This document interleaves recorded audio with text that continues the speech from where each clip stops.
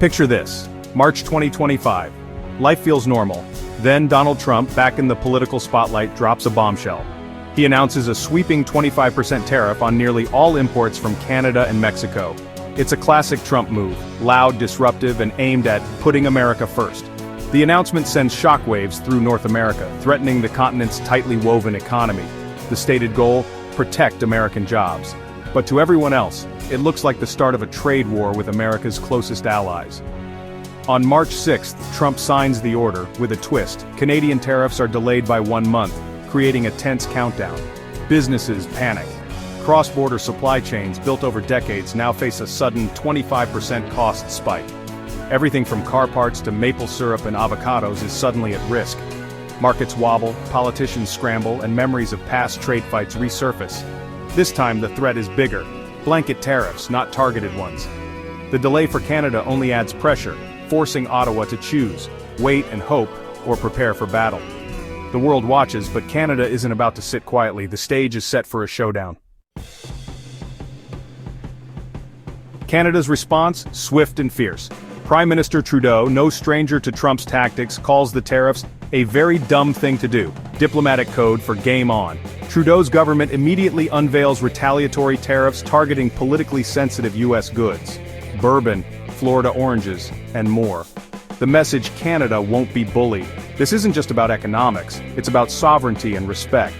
Canadians rally behind their government's tough stance. News channels buzz with talk of economic fallout, but the mood is defiant.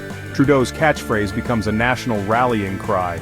The US threw the first punch, but Canada's ready to hit back, hard. The 1-month delay is now a countdown to conflict, not negotiation. Ottawa isn't just preparing for the worst, it's showing the US what the worst could look like. The ball's back in America's court, but Canadian provinces aren't waiting for Ottawa to act alone. Provincial leaders are readying their own countermeasures. The trade war is about to get personal. Canada's gloves are off. The next salvo comes from British Columbia. On the day Trump signs his order, Premier David Eby announces plans to toll American trucks using BC highways to reach Alaska. It's a direct hit on a unique US vulnerability. The tolls aren't immediate, they're a threat, a bargaining chip. Alaska's only land route to the lower 48 runs through Canada, and BC is ready to weaponize it. The Alaska Highway, a vital artery for time-sensitive goods, is suddenly a pressure point. Alaskan businesses and logistics firms panic. Tolls could send costs soaring for everything from groceries to oil equipment. Implementing tolls isn't simple. No booths exist and legal questions loom, but BC is confident it can enforce them. The message: don't test us. BC is willing to turn a symbol of cooperation into a strategic weapon. The US now faces a new front in the trade war, one that could choke off Alaska's lifeline. The threat is real and the stakes are high. Alaska's isolation is now a bargaining chip. The highway, once a link, is now leverage. The trade war just got a lot more complicated, and other provinces are about to join in. Alaska's geography makes it uniquely vulnerable. Separated from the lower 48 by 500 miles of Canada, it relies on the Alaska Highway for fast, essential deliveries. While most goods arrive by sea, the highway is the express lane for fresh food and critical supplies. Disruptions here mean higher prices for everything: milk, lettuce, car parts. The Alaska Trucking Association and state leaders warn tolls would create a logistical nightmare. Costs would ripple through the supply chain, hitting businesses and ultimately every Alaskan. The highway's seamless border crossing, a symbol of US-Canada cooperation, is now a choke point. The threat of tolls exposes Alaska's fragility. What was once a partnership is now a point of leverage.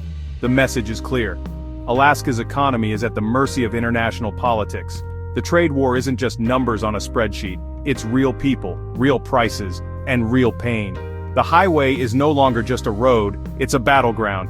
Alaska's fate hangs in the balance, and the pressure is mounting. British Columbia's move inspires others. The Yukon jumps in. Premier Plea bans American products from government liquor stores and blocks US firms from government contracts. It's symbolic, but it stings, sending a message to American producers: access is no longer guaranteed. The Yukon's actions are about more than retaliation. They're about strengthening the local economy.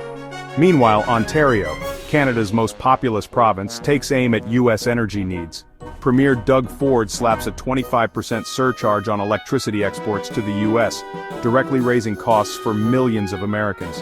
The northeastern U.S. relies on Canadian hydropower. This move hits home. Provinces across Canada unite, showing this isn't just Ottawa's fight. From the Pacific to the Great Lakes, leaders are taking action. The U.S. now faces a coordinated, multi-layered Canadian response. It's no longer just Trudeau versus Trump, it's Team Canada versus America. The conflict is escalating fast and the U.S. is running out of easy answers. For Alaskans, the fallout is immediate.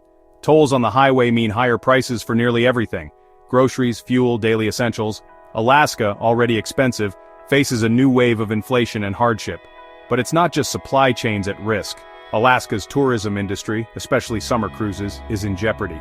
U.S. law requires foreign-flagged cruise ships to stop in Canada, usually British Columbia. If BC imposes new fees or hurdles, cruise lines could rethink Alaska routes, devastating local economies. The threat alone could disrupt the flow of nearly 2 million tourists.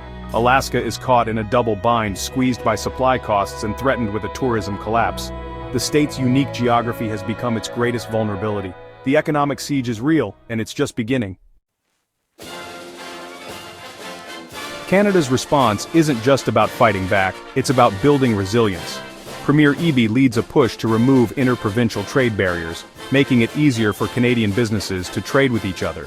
The goal, a more unified, self-reliant Canadian market, less dependent on the U.S. Years of red tape made it easier to trade with the U.S. than with neighboring provinces. Now that's changing. Canada is also shifting energy policy.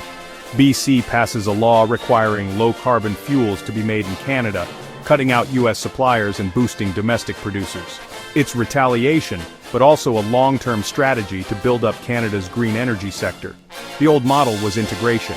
The new model is strategic decoupling. Canada is insulating itself from American unpredictability. By strengthening internal trade and production, Canada is preparing for future storms. The crisis is sparking a nation-building moment. Canada is building its own economic arc. In Alaska, leaders plead for calm. Governor Mike Dunleavy urges Washington and Ottawa to resolve the conflict before it spirals. Alaska has the most to lose and the least to gain from this fight. While Canadian premiers score political points, Alaskans face empty shelves and a crippled tourism season. Dunleavy's message: let's not make Alaska collateral damage in a war it didn't start. Business leaders echo the call, reminding everyone of decades of U.S.-Canada cooperation. The Alaska Highway stands as a monument to that partnership, but as economic warfare escalates, Alaska's voice is drowned out. The state is caught between two giants hoping for a solution before the pain becomes reality. Alaska's fate depends on decisions made far from home. June 2025. North America stands at a crossroads. The one-month clock on Trump's tariffs is ticking. One path: de-escalation, diplomacy, compromise, and a return to partnership.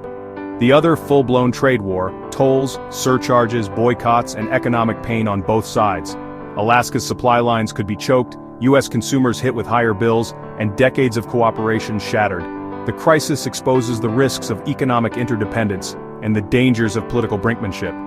For Canada and Alaska, geography is destiny. One is the gatekeeper, the other, uniquely exposed. The next moves rest with Washington and Ottawa. Will nationalism trump partnership? Will Canada's united front force a rethink? The stakes, not just tariffs, but the future of the North American alliance. Cooperation or conflict, everyone, especially Alaska, will pay the price. The world is watching. The clock is ticking.